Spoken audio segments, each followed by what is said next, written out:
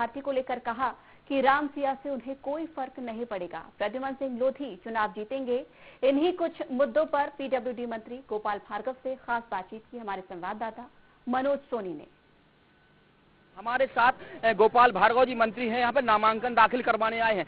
क्या मुद्दे होंगे, किन मुद्दों को लेकर जनता के बीच भाजपा जाएगी? उमा भारती का गढ़ भी माना जाता है। सर, किन मुद्दों को लेकर जनता के बीच आएंगे आप?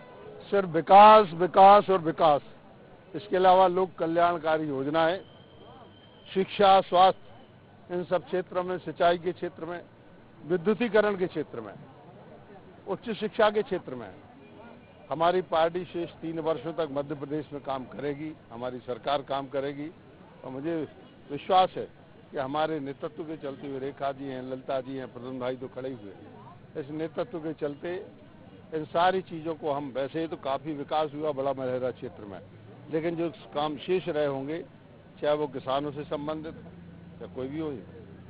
सर, देखा गया है कि कांग्रेस ने साध्वी को उतारा है, तो उससे कितना नुकसान होगा? ये उमा भारती गढ़ भी माना जाता है। कोई फर्क नहीं पड़ने वाला। उन्होंने जो गणित लगाया होगा, जब चुनाव परिणाम आएंगे तो उनको बहुत अफसोस होगा। बीएसपी की हाथी से कितना नुकसान हो सकता है कि उन्होंने यादव जाति का जो यहाँ से खड़ा किया, उससे कितना नुकसान? देखिए, भारतीय जनता पार्टी की अपनी खुद की नीतियां हैं, खुद के सिद्धांत हैं, खुद के कार्यक्रम हैं। राज्य में हमारी सरकार है, तो बीएसपी के चाहे वोटर होते हों, चाहे वो सपा के होते हों, चाहे कांग्रेस के वोटर होते हों, यदि उनके मन में वास्तव में कसक है, उनके मन में इस बात की पीड़ा है कि उनके क्षेत्र का विकास होना चाहिए, उनके बेटे और बेटियों के लिए नौकरी मिलना चाहिए, काम मिलना चाहिए कहीं ना कहीं। चाहे बक्सवाहा में हमारा ये जो बड़ा प्लांट लग रहा है 60,000 करोड़ की लागत से, उसमें मलेरा विधानसभा क्षेत्र के लोगों को प्राथमिकता मिलना चाहिए, नौकरी मिलना चाहिए। तो इसके लिए अपने भविष्य को, बच्चों के भविष्य के लिए जरूरी है कि वो भारतीय जनता पार्टी को जिताएंगे। तो मैं ये कह के चलता हूँ कि पार्टियां अब गौड़ हो गई हैं, अब यहाँ पर विकास और रोजगार अब ये गद्दार वफादार विकास टिकाऊ के यहाँ तक लगातार यहाँ से मुद्दे चल रहे हैं, तो उन मुद्दों को क्या नुकसान हो सकता है क्या भाजपा को? मेरी एक बात समझ में नहीं आता, कोई विधायक एमएलए है, बाकायदा एमएलए है, उसके लिए अभी 3.5 साल और थे इस्तीफा देने के पहले। क्या मानूं? यही मानूं कि उस समय विकास नहीं हो रहा था, किसानों की कर्ज माफी नहीं हुई, और विधायक लोग जो हैं कांग्रेस के, वो गांव में घुसने से डर रहे थे।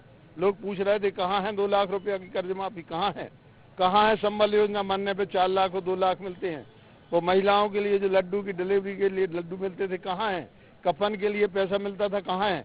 और जब ये सब नहीं हुआ, और जब विधायक कांग्रेस के लगातार लोगों के, जनता के वार से 1.25 साल तक प्रताड़ित होते रहे, तो उन्होंने पार्टी बदल के भारतीय जनता पार्टी के साथ आना उचित समझा। कांग्रेस ने कहा कि वोटों की सरकार नोटों से गिराई गई है। कुछ भी कहते रहे, क्या कांग्रेस की अभी तक सरकार जितनी बनी है, क्या नोटों से बनी? क्या मैं उनसे पूछना चाहता हूँ, हमारे बारे में कहते हैं, क्या उनकी सरकार सिर्फ नोटों से बनती थी? अरे कमलनाथ तो इतने बड़े सेठ हैं, उनका कोई प्रवक्ता कह रहा था देश के दूसरे नंबर के अमीर। मैंने रोकड़ में ही नहीं देखी कमलनाथ की, मैं अकाउंटेंसी नहीं जानता। मैं इतना कहना चाहता हूं कि भाई कमलनाथ जब इतने बड़े पैसे वाले हैं, मैं कहना चाहता हूं कि वो बता दें, 1.25 रुपया भी मध्य प्रदेश के किसी गरीब आदमी को उन्होंने निजी दिया हो अपनी जेब से, मैं राजनीति से संन्यास ले लूंगा। तो ये तो गोपाल भार्गव जी ने साफ कहा है कि यहाँ पर विकास के मुद्दे पर चुनाव होगा, बिकाऊ टिकाऊ गद्दार वफादार पर नहीं। मनोज सोनी के साथ मुरसलीम खान, IND 24।